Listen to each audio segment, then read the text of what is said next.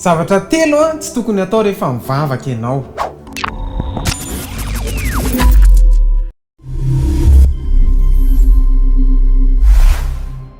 Reto misy zavatra telo tsy tokony atao mihintsy rehefa mivavaka ianao.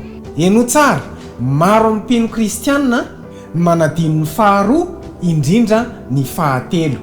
Voalohany, aiza mivavaka mba ho hitan'ny hafa. Ao Matio 9:15 Jesosy dia mampitandrina, ary raha mivavaka ianareo, aiza mba tahaka ny mpiatsara velatsihy fa izy tia mivavaka mitsangana eo amin'ny sinagoga, eo anjoron-dalana, ahitan'olona azy. Lazaiko aminareo marina tokoa, efa azony ny valim-potihany. Noho izany raha mivavaka ianao ka ataonao mba ho hitan'olona, dia efa azonao ny valim-potihanao. Hoy Jesosy, fa ianao kosa raha mivavaka dia midira ao amin'ny efitranonao, ka rehefa voarindrinao ny varavaranao dia mivavaha ao amin'ny rainao izay ao amin'ny mangingina, ary ny rainao izay ao amin'ny mangingina no hamaly anao.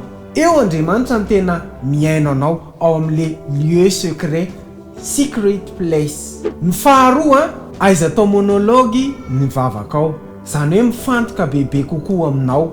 Amin'ny vavaka nampianarin'ny Tompo dia nanomboka niditra sy nitady an'Andriamanitra Jesosy, nitady ny sitrapony. Tsy ratsy akory ny fangatahana, fa ny vavaka tsy lisitry ny faniriana, fa fifandraisana am-pitiavana amin'ilay mpamorona anao. Fahatelo farany, aiza mivavaka amin'olona hafa akoatrin'i Jesosy rery ihany. Andriamanitra dia miteny ao amin'ny didy 10 fa tsy ankohaka eo anatrehan'Andriamankafy ianao, fa Jehova dia sari-piaro no anarany, satria Andriamanitra sari-piaro izy.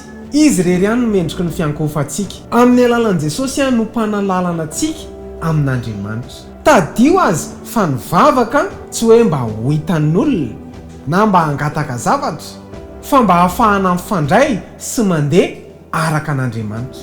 Mino fa nandray ianao Soraty eo amin'ny commentaire izay lesona voarahinao. Abonneo amin'ny page-tsika, zarao amin'ny olona tianao, tahina mihoatra tompoko.